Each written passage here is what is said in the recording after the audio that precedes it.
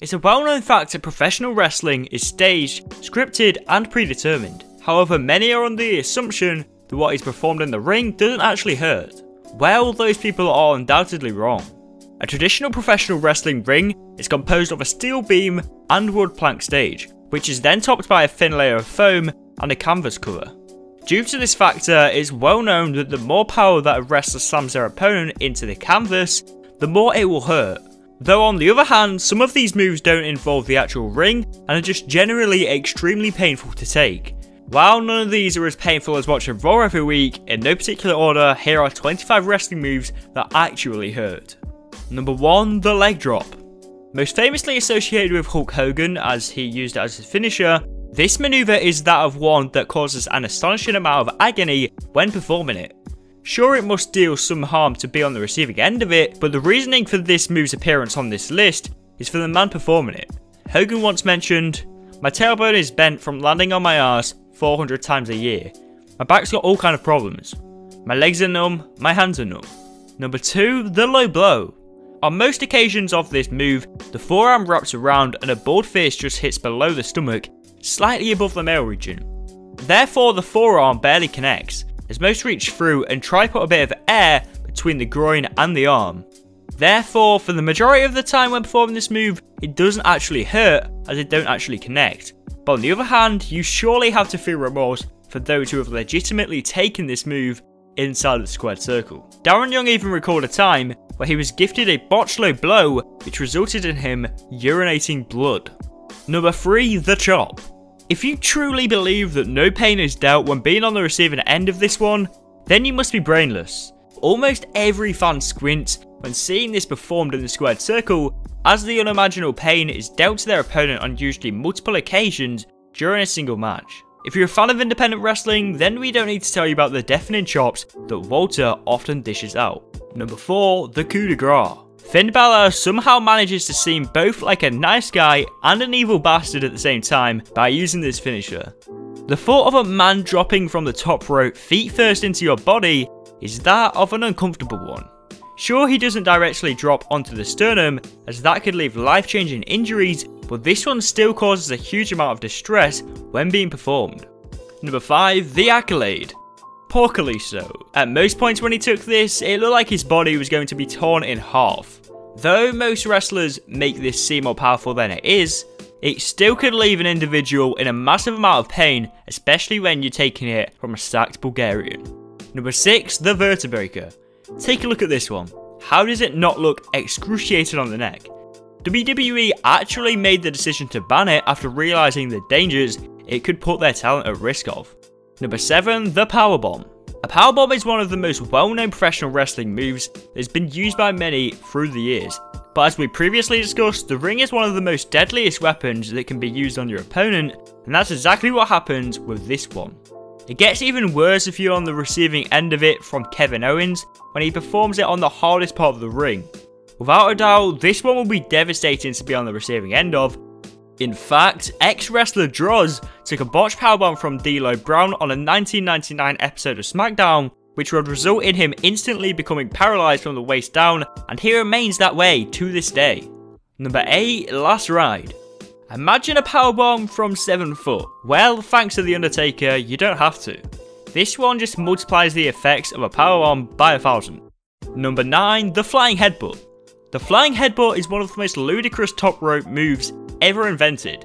Here the wrestler that is performing it climbs to the top rope before landing on their opponent head first. Many concluded that this maneuver was actually a possible factor for the motive to Benoit's unforgivable acts. In fact, Harley Race claimed that he wished he'd never invented the move due to the irreversible damage that it has caused. Number 10, chair shots. Now, it's important to know that despite commentators calling them steel chairs, they aren't actually made out of steel. In fact, the chairs that are actually used are just standard collapsible ones, made out of a light metal on most occasions. However, they have been modified to have the rivets broken, so on most occasions in which wrestlers take a chair shot to the head, the metal of the chair will collapse and bend easily. Nonetheless though, being repeatedly hit to the head with metal doesn't seem like the most comfortable thing. Recall the Mankind and Rock incident during their I Quit match at 1999's Royal Rumble, in which Foley took 11 chair shots in a row straight to the cranium. The incident ultimately led to Foley suffering from a concussion, and following this, chair shots to the head have actually been banned. Number 11, Kendo Sticks.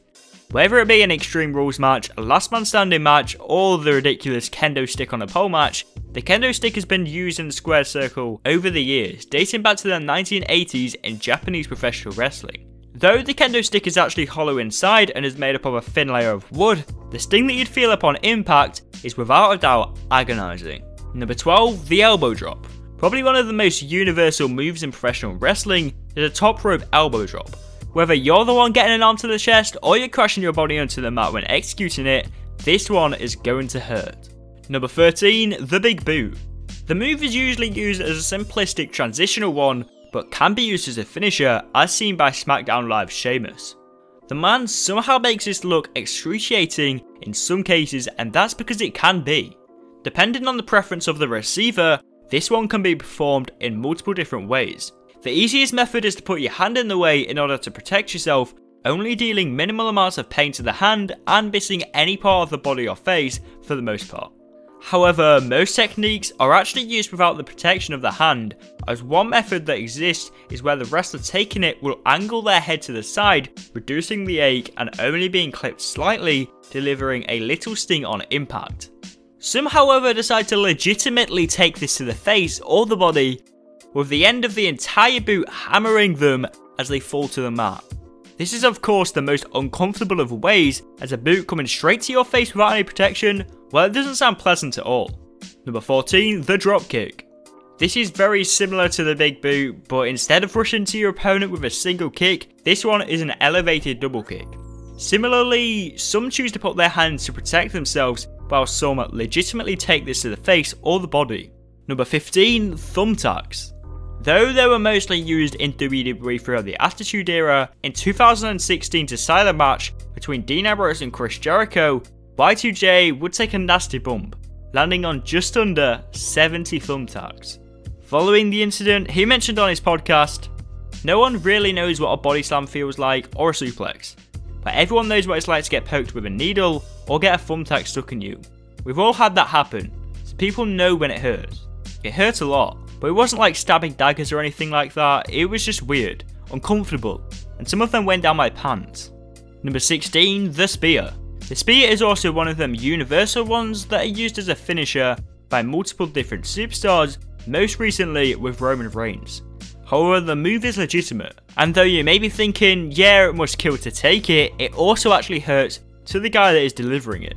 More than often, it's performed while running, allowing both of them to feel a huge amount of impact when connecting. Number 17, announce table breaks. Whether it be being thrown through it, a top rope dive onto it, or a move on top of it, we've seen it time and time again where a superstar is put through the announce table. Now sure, the table is flimsy itself, made with a simple structure and thin layers of wood, but when you're being put through it from 16 foot high, you're sure as hell going to feel an immense amount of pain. Though it may not be as much as you think, as during Shane McMahon's spot at WrestleMania 32, many reported sightings of crash mats, but nonetheless it would hurt being thrown off a 16 foot high structure through a piece of wood. Number 18, the German suplex. As you can imagine, picking up an opponent and literally throwing him across the ring may not make you the nicest guy, which is why Brock Lesnar does it about 20 times per match.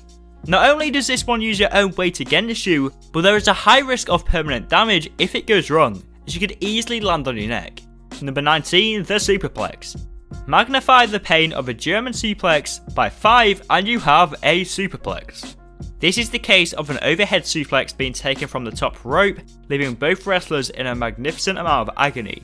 The flesh of both wrestlers slams straight into the mat from the highest point of the ring. Number 20, the Banzai Drop. This move literally consists of a 400-pound man sitting on you.